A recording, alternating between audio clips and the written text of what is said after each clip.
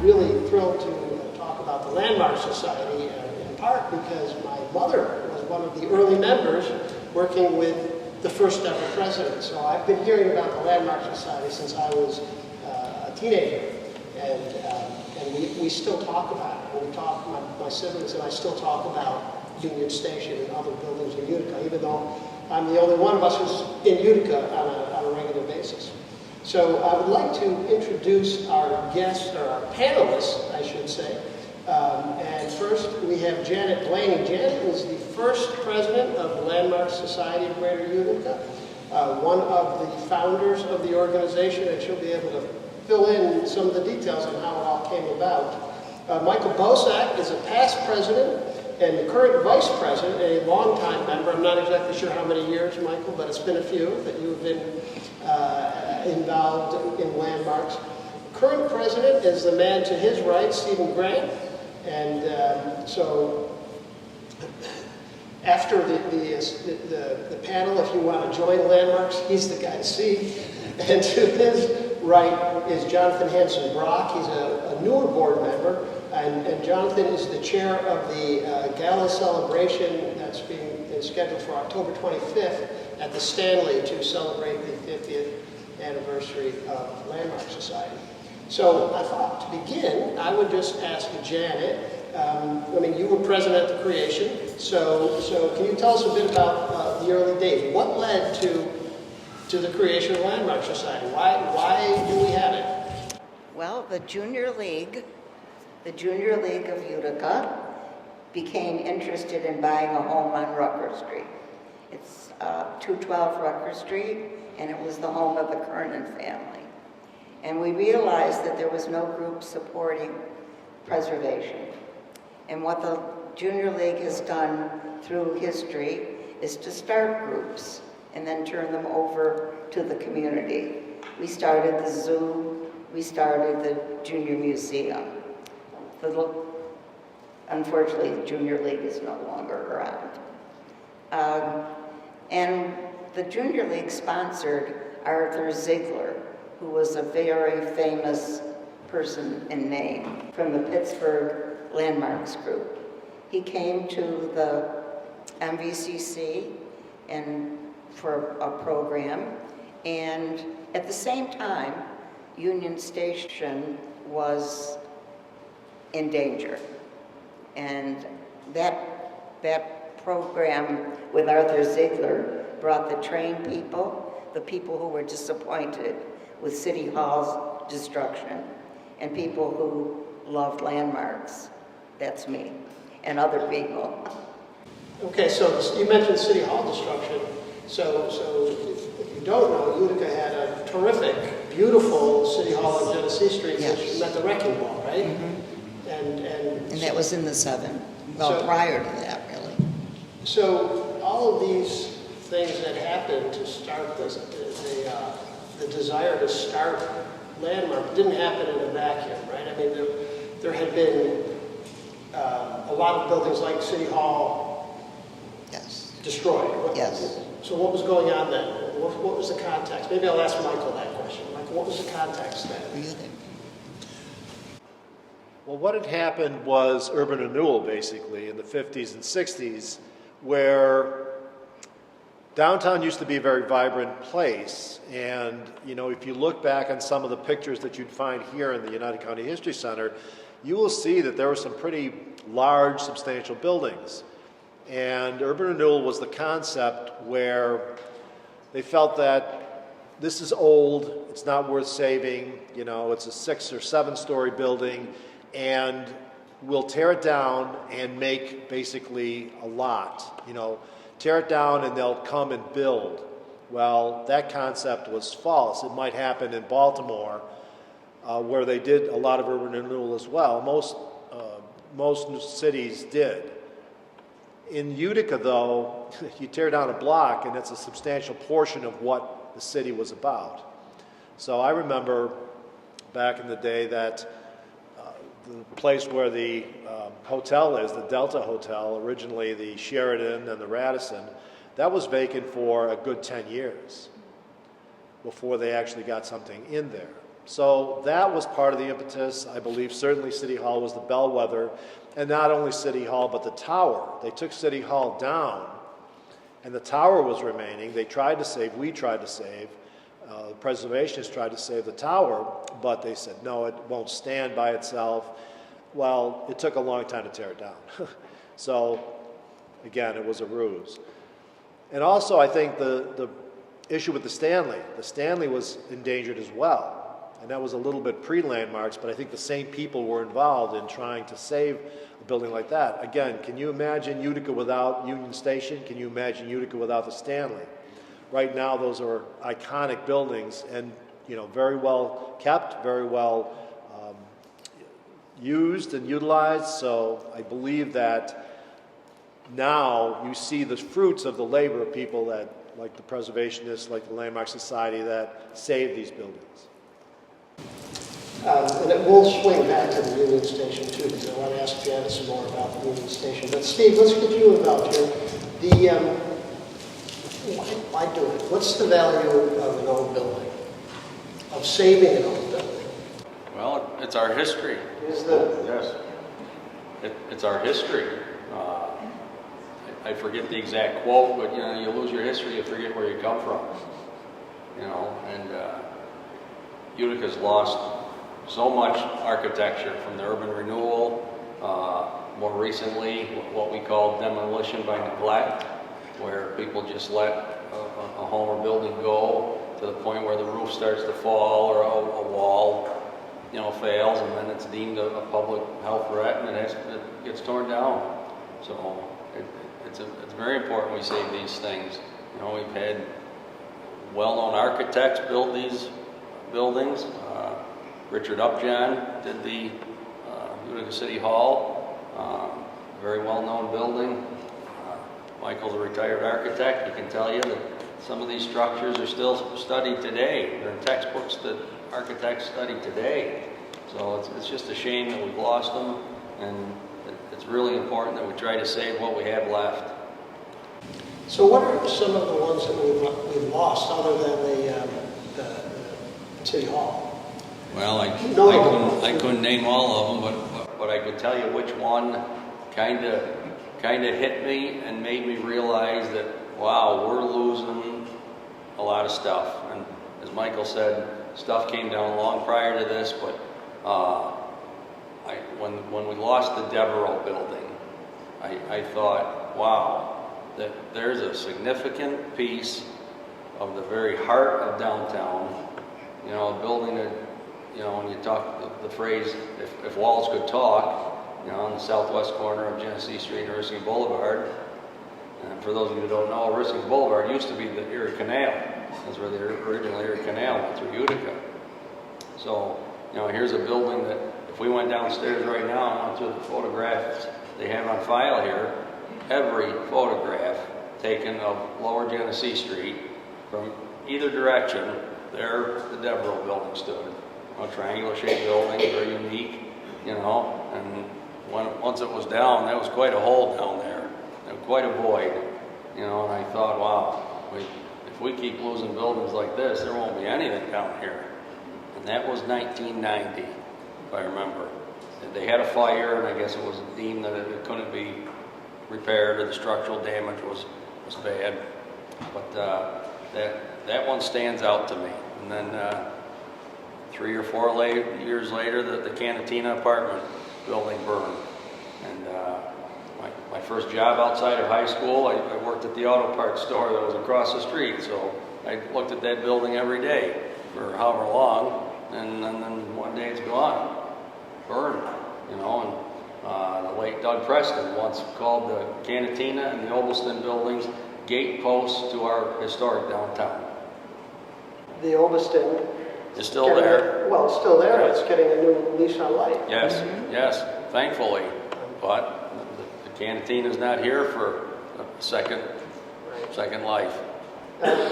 Jonathan, what attracted you to joining the Landmarks and the board? I don't quite know another group within our community that has as much integrity as the Landmark Society of Greater Utica. And when it comes to speaking to integrity, I mean actually standing up to a lot of people and a lot of entities within our community that otherwise, you know, we're on the other side of the battle to save our city. And that was our historic downtown, where now what affectionately is referred to as the Great Wall of Utica stands. And that is the hospital district. So for me, my introduction was the walks and talks in the Columbia Lafayette neighborhood, looking at the old cobblestone streets that lie underneath the blacktop, getting to know the history that was in that neighborhood, and getting to know the Landmark Society of Greater Utica through that experience. So that's how my introduction came about. And for me, in our community, I often stand in a room with a lot of people who can make a lot of things happen. So it surprised me when standing up for preservation wasn't at the top of their list. And I thought to myself, this is something I need to be a part of. Let's come back to you, Janet, because the Union Station, I kind of glossed over that a little bit in the beginning, but that was, you said that was sort of the impetus. Tell us a little bit about Union Station, what makes it so significant, and why maybe some of the challenges that you faced in trying to sort of organize the troops to save it. I have to give a lot of credit to Frank Christensen. He was a wonderful civil engineer instructor at MVCC. He was also my vice president. And he made the arrangements for a lot of meetings at MVCC. Excuse me. That building is, if anybody's ever been there, and everybody has, it's beautiful. And it could not be replicated. And many cities have torn down their Union stations, and they can't be replaced with the beauty of the building. And it certainly is now serving as a wonderful community, county center. There may be one person in the audience who's not been to Union Station because my daughter's here. I'm not sure she has, but we'll take her later today. Okay. And, you know, funny story, my oldest brother, who lives in Nashville, Tennessee, and he was in some little, he was a cinematographer, and he was in some little town in the South, and the waitress in a little diner was, waiting, and she said, you're not from here. He said, no, I'm from Utica, New York, and she said, great train station. Good for her. So, and what did you have to overcome to preserve that station? Because it is spectacular. A lot of community sentiment that wanted to, or government that wanted to tear it down. Fortunately, one of our state representatives, Nick Calogero, also believed in that building. And the whole thing was a community effort, from Virginia Kelly to Nick Calogero to Doug Preston and Sherwood Boat. Yes. He was the county executive probably at that time, is that correct? Or? Well, he was a congressman. Well, but... Yeah, right. But at the time of the federal funding for that. Right. Michael, so we've talked about Union Station, and we talked about some of the things that didn't work out, like City Hall. What are some of the things that did? What are some of the notable accomplishments of Landmark Society over the past half century? Well, there are quite a few. One that stands out in my mind, beside Union Station, of course, is Old Main. And it had 100 different names: Utica Psychiatric Center, the Utica Lunatic Asylum, and all. It was built in 1843, and it was the first public institution for the treatment of the mentally ill. There's a lot of history involved with that building, a lot of good, a lot of bad. But that building was closed in 1977 because the state was changing its model on how you treat mental illness and people with mental illness. So it was sitting there vacant, and the Landmark Society, actually, is a little bit before my time, but they advocated for reuse, but they also advocated for mothballing. In other words, the roof was beginning to get bad, the front steps, the big limestone steps were getting dangerous, let's say. So through the advocacy of the Landmark Society, Senator Donovan came up with some money to put in a brand new roof, Yankee gutters, fix the front steps.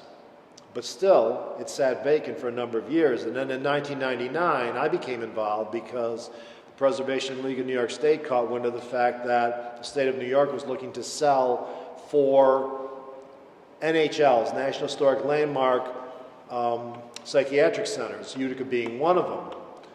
And they were looking to sell it as surplus property. So anyone could come in and buy it if they chose to for whatever price and turn it into whatever. Well, something as historic as this is could not or should not be just sold willy-nilly. So we got involved. We had the state convinced to take it back and turn it into a record storage facility, which, again, may not be the most efficient use, but it certainly is a use, and the state has the money to be able to maintain it. So that being said, the building is secure, it is safe, it is reused, and it's a beautiful building. And the fact that it is a National Historic Landmark really is a significant thing. What we'd love to see in there would be some sort of a museum that the state would put together that would show the changes in the treatment of the mentally ill from 1843 up until even today. And it's a fascinating story. Again, it's not always a pleasant story, but it is a historic story. Another one maybe I can mention is the Swan Fountain. I don't know if you're familiar with that, but Swan Fountain is on Elm Street, and the Parkway sits kind of on a little island in between Pleasant Street and the Parkway. And that was in very, very rough shape after a certain mayor decided that it looked a little ratty and needed to be acid washed. So it was the total inappropriate treatment of that beautiful fountain, that beautiful sculptural fountain. And it was a memorial to Mr. Swan, I believe, from his wife. He had passed, and it sat on at one time it was a functioning fountain with little places for horses to drink and people and dogs and whatnot, but again, it was in very, very bad condition. So through the Landmark Society's efforts and the Oneida County History Center and Central New York Conservancy and all, and donations through ConMed, it was restored for $40,000. It was not a cheap restoration, but it certainly was a significant one. And that fountain, although it's not working as a fountain, it is still sculptural and it's still a centerpiece of the Parkway right now. So the greatest hits, we have Union Station, and we have Old Main, and the Fountain. And Steve, what about Rutgers Street? Rutgers Street is pretty significant in the history of the city, in the history of landmarks, and a lot of the great work of landmarks it shows up right there, right? And was it number 1 and 3? Yeah, Rutgers Park consists of 1.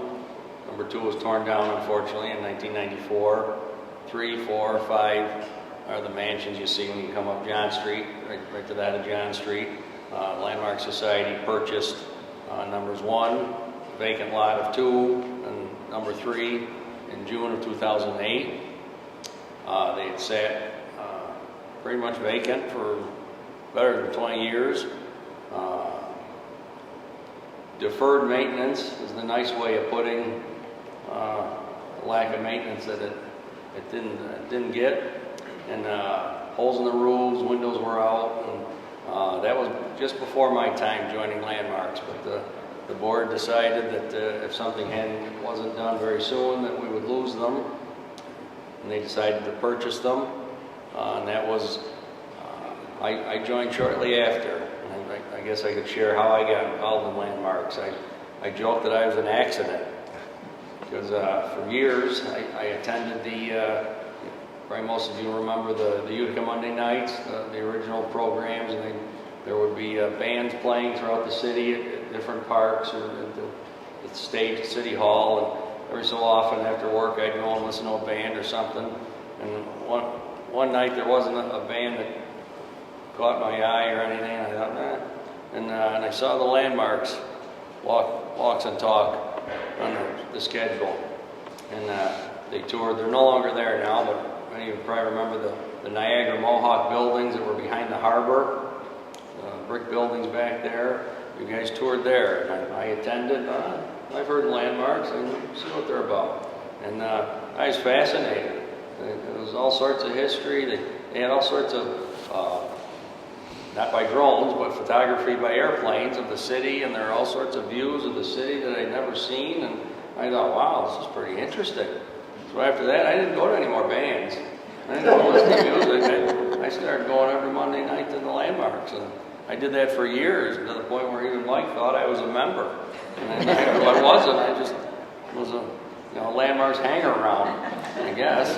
You sure became a member. Yeah, but then the landmarks took ownership of the mansions down there, and through visits from here, and Frank Tomeno's piece in the newspaper on Sunday, every so often he'd have a picture of the Miller Conklin Kernan mansion in there, and he'd say, that President Grant stayed there. And I thought, well, President Grant stayed there? And every time I'd go across Rutgers Street, I'd wonder, why is nothing being done in there? Who owns that? They're not fixing it up? That's crazy. President Grant stayed there. I'm thinking, really? And so when Michael announced that the landmarks had taken ownership, and he had organized what he called a hard hat tour, and I wanted to see him there so badly, but the marketing genius that Michael is, he said in order to go on the tour, you had to be a member. So, of course, I couldn't get my wallet out quick enough and paid my membership and got to see the Miller Conklin Kernan mansion. But coming away from that, I thought, okay, now I'm a member, now what? But after seeing the home, and like I said, seeing the buildings that we lost in my early adult life, I thought, geez, how often does one have the opportunity to help save such a significant piece of history in the community? So here we are. Here's landmarks. As homeowners down on Rutgers Street. Rutgers Street is very important in Utica history. It was the first residential neighborhood in Utica outside of the Bag Square area. The Erie Canal brought industry and wealth to Utica, and more folks with the means to build those big fancy houses thought, well, Rutgers Street's a pretty nice place up there. And started building up there. Rutgers Street was the first street in Utica to be paved with blacktop in 1886. And I don't know if it was before or after, maybe a little bit of both, but the wealthy once in a while would challenge each other to a horse race. And they had horse racing on Rutgers Street every so often. And it probably wouldn't fly today, but it was all right back then, I guess. But that's how landmarks came to be property owners down on Rutgers Street, and I applaud the board members that went ahead back then and forged through and purchased those homes. I still haven't been in those buildings 1 and 3. We're going to change that. That's right. It sounds to me like if you want to go on the hard hat tour, you have to agree to be president of the landmarks. Jonathan, there's a lot of old buildings, and they're threatened by maybe more modern development or neglect. What makes a particular building worth saving? You can't save them all. That's a tough equation, I think. It is strange that you can't save them all, but you can certainly try, and I think that we all, as community members, have an opportunity to provide our level of due diligence to ensure that there's an effort made to try. Now, when it comes to endangered buildings, there are ways to protect them. There are standards in place. We have a scenic and historic committee that is supposedly active within our community and that sets forth a significant standard when it comes to maintaining the integrity of these historic properties. They don't always do that, which is a shame, and that's just the honest truth. I think when it comes to a building that is so beyond disrepair that it cannot be salvaged, I do think at some level there needs to be accountability still. And I do think many people, even younger, older, in between, believe that. These are properties that many of us, through a number of decades, have not only created their own story with, but, you know, it's the story that our community was founded on oftentimes. So I think it's important to remember that, you know, where people see blight, it's very important to see opportunity also. And if you can be a part of that, even for a little while, to ensure that our community's integrity is left intact at some level and within some form, I think that that's important. And I think that's what Landmarks is really about. We want to ensure that there's a future that pays homage to our past. And Michael, you're an architect, right? Yes. So along those lines, I mean, when a building is saved, and to decide, okay, this is a building worth saving, I mean, it's not saving to turn it necessarily into a museum piece, but they can be repurposed, right? I mean, you can turn an old building into something new. Yes, and we're seeing a lot of that now in the city, which is fortuitous. A lot of these old, very large mill buildings are being turned into lofts and all that. I mean, they were purpose-built to be mills, but now they're being turned into something else, into lofts. And most of the ones are very nice. They've done a very good job. It's not always easy to do. We have a lot of churches in this area, grand churches. This is one of them, right? No longer needed as churches. The congregation is much smaller. It's very difficult to repurpose a church. This is a perfect example of an adaptive reuse that's very functional. But they're not always easy to do. So yes, and sometimes it's the way the building was built may not be conducive to reuse in a more modern setting. So you keep the exterior intact pretty much, or rehabbed, but the inside will be completely different. So that works as well. Do you mind if I step in and also contribute Go to this ahead. conversation? So it's kind of interesting, actually. So one of the things that we were able to do was, I believe a video was shown actually at Munson with regard to Jane Jacobs. And one of her most beautiful lines that's often, you know, modeled for historic preservation is that old buildings require new ideas. We're not so far away from that. We see that every day in this community, and actually at our annual dinner this year, we honored Rob Esch for his restoration and repurpose of the Children's Museum. Now, not everybody agreed with that plan or process. However, it did bring a new opportunity into an old space that honestly, in the modern age, was maybe aging out. But here we have an opportunity to utilize an old building and create something new. And it's going to stand for another generation at least, contributing back to our community. And I think that's important because when we look at old buildings, we don't necessarily always see where they can take us. And we can see the parts of us that live and exist inside of them, to my previous statement. But as we grow as a community and as we construct whatever it is our future holds, embracing our past is really integral to our future. And it does start within the walls of utilizing these old buildings. And there's an economic aspect to that as well, right? I mean, economic growth can come from these old spaces. Absolutely, and you know, there's more and more grants available, there are more and more subsidies that the government does help in some way, community partners do help in some way, new developers, listen, everybody wants their piece of the pie, but if we can hold on to something and build something great that lasts a generation, even beyond ourselves, it's a worthwhile investment, regardless of sometimes how much it actually costs. And it does take some time, but it's still worth it. Now, Janet, I want to ask you, because you have a perspective that nobody else does because you were there from the very beginning. And could you have imagined when you started being here in 50 years, having this, and what Landmarks has accomplished. And the second part of that, and I want, what do you think this will be 50 years from now? No pressure.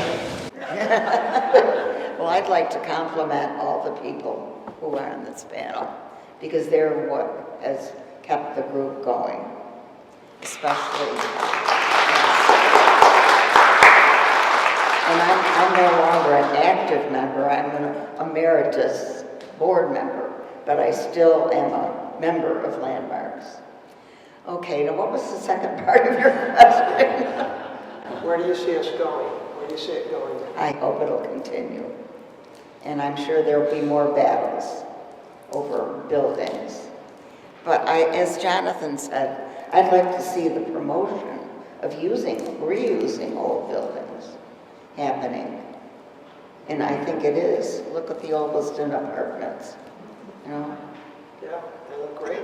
And when you look at a shopping center and you compare it to some of the old beautiful buildings and architecture, there's no comparison, in my estimation. Yes. It is a beautiful city. I've often thought that Syracuse, which also has nice old buildings, didn't hold it together as well as Utica. Maybe it's just because it's bigger, but you can see a beautiful old building and then, you know, the strip mall right next to it. And Utica has that, but not to the same extent. And I've always been a homer for Utica anyway, to heck with Syracuse. There's a good deal of development right now, as you have been saying, in Bag Square, along Broad Street, and the apartment buildings, the Doyle. My mother used to love Doyle hardware, by the way. She would get the biggest kick out of it. You could find everything there. That it's now the Doyle. Could you, Michael, have anticipated those buildings being turned the way they're being turned, and how does that make you feel about what you guys have done? Well, it's an interesting question, and the short answer is no. I couldn't anticipate it at all. 40 years ago, I actually worked for the city as a city planner, and we were all doing our thing saying, you know, how can we get downtown to be vibrant again? Okay, it'll never go back to the 50s and 40s, but how do we get it vibrant now, today? And the answer was to have people living downtown. So when I was in City Hall, we were working on certain projects to get some of the buildings turned into housing, which was great. Fast forward 40 years, I could never, you know, it's taken 40 years or so to get to the level that we're at now, where all of a sudden there are a lot of different, you know, not just elderly people, there's all kinds of different people living downtown and all, and more to come, obviously.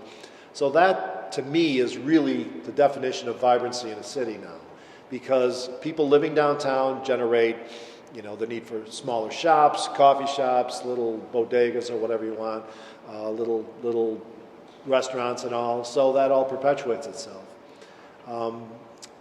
But certainly with the mill buildings and all that, you know, that was a big question mark, and it's great to see that they're being repurposed very nicely.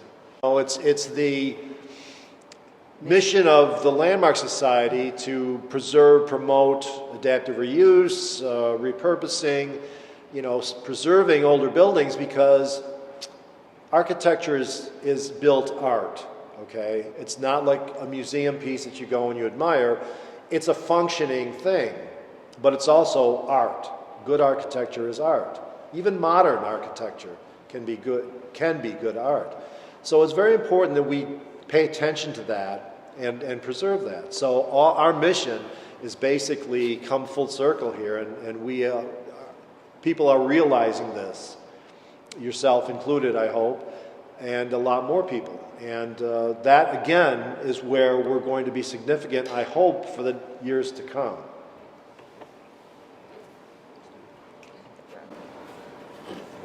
I was just going to say that was the author, or one of the authors of the mission statement that Mike just has committed to memory, and the bylaws and the application to be an educational group in our by New York State were registered. And now, Steve, you're the president, current president. What are the challenges you're facing right now? Is this a particular, it seems like historic preservation is almost, catching on. And is it competitive to get the grants that you need to continue the work? I mean, how difficult is it to keep going at this point? Well, it's pretty difficult. I keep forgetting. It's difficult only because there's so many people out there. You've got X amount of grant money, and you've got all these groups trying to get it. And unfortunately, historic preservation and history, I say that it's a very small sliver of the population that gets it. Here I'm preaching to the choir. You guys are here now, you like history. But, think all the people who just, so you try to reach those people or try to show them what's been restored downtown. The Ocean Blue building, that's one that a recent, win. They wanted to tear that down not too long ago. Do whatever with the marble in it. But, you try to convince people of the importance of historic preservation, but it is difficult trying to get grant money and get the point across to people. And I mean, there's a lot of people who like modern stuff. They're just not into old homes or buildings. They don't want to own an old home. And I understand, but that's no reason for us to tear the ones we have down. But you got to save them, and it takes money for that. So, and that in a nutshell is why it's taken so long for Landmarks to get to where we are with the restorations down there at Rutgers Street. I myself, joining there, and like I said earlier, I thought we can get this done, but we'll get this done quick. And then when you start looking at the amounts of money and how much damage or rotten wood and stuff like that, the cost of the projects down there are much greater than you or I replacing the front porch on our homes. We can go to Home Depot and buy some lumber, and go to the area of building supplies and get stuff. But when you work with homes like this, you've got to have the wood milled to the specs and the sizing that they did in 1830, in 1854, in 1889, and you don't just go buy that, but it's very expensive stuff to get. So, it's a challenge to get funding for these sorts of projects. So, hopefully, when we can get more people involved, and like Janet mentioned, with sentimental reasons, we get more people to speak up next time there's a building or a home is threatened here in Utica. So, but it's a challenge. Okay, and in terms of getting more people involved, of course, the Landmarks organizes a number of events. So, Jonathan, can you tell us a little bit about what are some of the events that Landmarks does? And I know we have the big gala coming up, so you can get to that, but you do other things too, right? There's the walking talks and that kind of thing.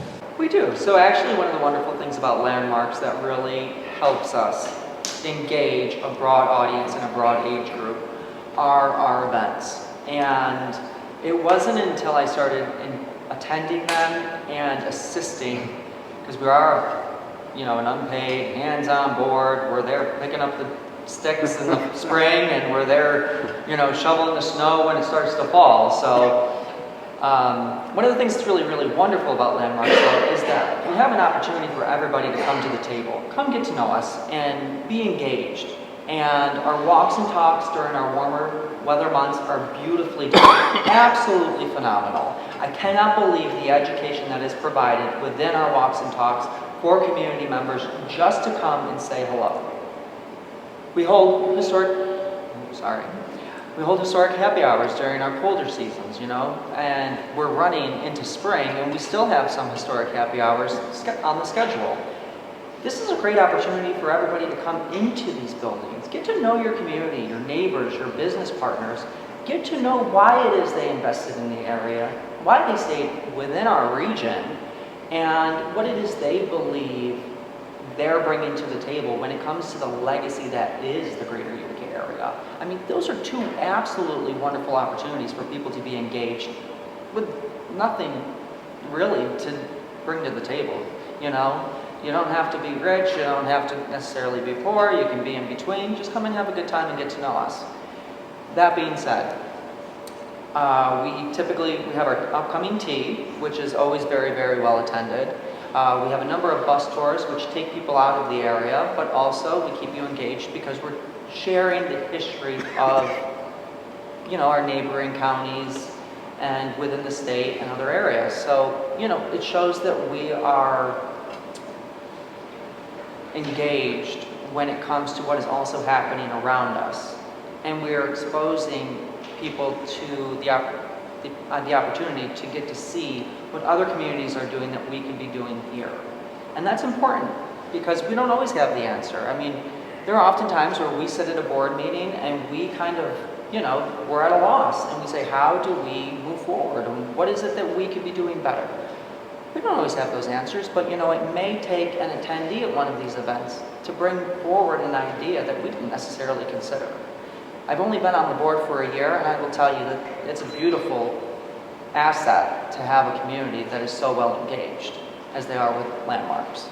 So we utilize that to the best of our ability, and we try to move forward with all of the feedback that's provided to us. So the upcoming 50th Gala, for one, I was honored. Let me go back real quick. I was very, very honored to be considered for the Landmarks Board. It does mean a lot to me, especially as a young, engaged person within our community. To have the capacity to serve alongside people with such integrity, who are steadfast in their mission, who believe every day, you know, rain, snow, and sunshine, that we have an opportunity to make a significant difference when it comes to the future of our community by engaging our community and our local leaders to ensure that we have these landmark properties still intact. It does mean a lot to serve with them. So getting to know their legacy is very, very important to me. The fact that they asked me to chair the upcoming 50th Gala is even, I mean, it's a lot of weight on somebody's shoulders, but I think I can manage it. For those of you who don't know me, I am the husband of Jim Brock. Our previous community events include the Utica Zoo's 100th, Masonic Care's 125th, and of course we were the host for the 2016 Stephen Swan's Humane Society Furball, now Anita Stephen Swans. And we still contribute to all of those community entities. There isn't a name in this town, a nonprofit or group, that we haven't touched in one way or another and supported. They're good times or bad, and that's important to know. So when I was asked to chair the 50th, it was very, very important to me to not only be able to bring that sort of integrity to the table and experience, but also to understand what it is that Landmarks wanted to achieve. What are the goals of the people who are sitting here beside me and the people sitting in the audience day in and day out? How hard have they worked? What is it that, you know, the next 50 years truly holds? And we did roundtable a few ideas, and we all discussed some things, and we actually came back to a resounding sort of emotion, and that was bringing the past into the present. And that is the common theme that we're bringing into our next 50 years. How do we bring the past into the present and continue to ensure that our historic landmarks are at the forefront of not only future opportunity, but also future development? How to engage with future development in our community? How to engage with folks coming in who oftentimes love the opportunity to tear down a building, but, you know, we need to engage developers on the front end also. And these are things that we've discussed as board members. I've taken the time to sit with many of our board members and past presidents one-on-one for hours to get to know who they are and why it is they fought so hard to be a part of this mission. And I can honestly tell you, in so many of the rooms that I've been privileged to be a part of, I don't believe that there's a greater group of people who serve with as much integrity as the people who are involved in landmarks. Thank you. Janet, I want to ask you, because I know you have your index cards, and I don't know if I've got to, if we've addressed everything you have on your index cards, and you went through the trouble to put them together, so is there a point that you want to make that we really haven't covered? Well, one thing is the crazy things that we have done over the years to raise money. What have you done? We've sold fruitcakes. We had, let me see if I got that list here, because it's just, okay, the Junior League sponsored calendars in 1977 and 76 that contained artwork of famous Utica artists. And then after the first 2 years, the Historic Society at the time did photographs from their coffers for our calendars. Okay, we had walks and talks on Rucker. I mean, this is a forerunner of the walks and talks. We had walks on Rucker Street where we approached people to open their homes for people to go in. This was right at the beginning. And we borrowed costumes from the, what's the name of that group? The New Century Club for the walks. People, those were very well attended. So when it comes to many of these buildings that we're watching fall apart literally in front of our eyes, understand it doesn't mean these same concerns have not been brought forth by community members, by the Landmark Society, board members, and our volunteers. We have time and time again brought forward our concerns with regard to many of the properties that we are seeing crumble before our eyes, and yet we had an administration who pushed us out, quieted us down, and politely gave us practically an ice block to sit on when we were welcomed into their space. It's a very cold environment. That being said, we do have a new administration that's come in, and I do think that they actually are very well engaged with regard to the goals our community wants to achieve. And many of those goals surround historic preservation, bringing forward action against neglectful property owners, regardless of whether or not they paid their bills, because for so many years, if you pay your taxes and you pay your bills, it's kind of a free ride and you let it slide. I don't think we can allow that to happen anymore, and I think that based on the room that we're in today and the people who are watching, I don't truly believe that the future of our community supports that behavior anymore. Does anybody have a final point that you would like to make? Michael? Well, one thing I haven't mentioned yet that I think bears mentioning is heritage tourism. And that's something that we would love to see more of at Rutger Park and in the city of Utica. There's a great interest in that, people coming from outside the community. Recently, we've had a big success with the hockey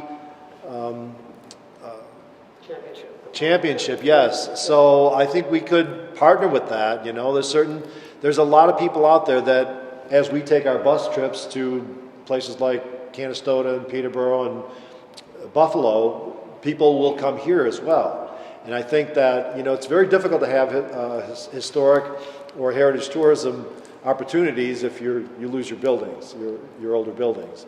I have a question for Jonathan. When the gala, the date, how much does it cost? Where is it? I appreciate you. So our upcoming 50th anniversary gala is going to be held on Friday, October 25th, 2024. That date is significant because it's exactly 50 years to the founding of the Landmark Society of Greater Utica. So I'm very, very pleased that that is the date we were able to pin down. We are going to be having that event at the Stanley here in Utica. We did consider the train station. They unfortunately did not have the capacity to meet our needs for this particular event. However, the Stanley does have a wonderful infrastructure that provides us an opportunity to host a beautiful event on the Stanley stage. So I'm very, very pleased that we were able to achieve those things. With that being said, and the upcoming 50th gala, I know we're over time, sorry. It's important to know, and this is kind of on a fun note, that when we talk about the next 50 years for the Landmark Society of Greater Utica and what it means for the community, and, you know, are people interested, and really are they serious about what they do, and how do I know? We announced the 50th gala exactly, well, 6 months ago, October 25th, 2023. And since the announcement of the gala, we've received a $100,000 anonymous donation, a $39,000 anonymous donation, $76,000 worth of the ARPA funding, and we've already achieved and accomplished over $65,000 in gala sponsorship support.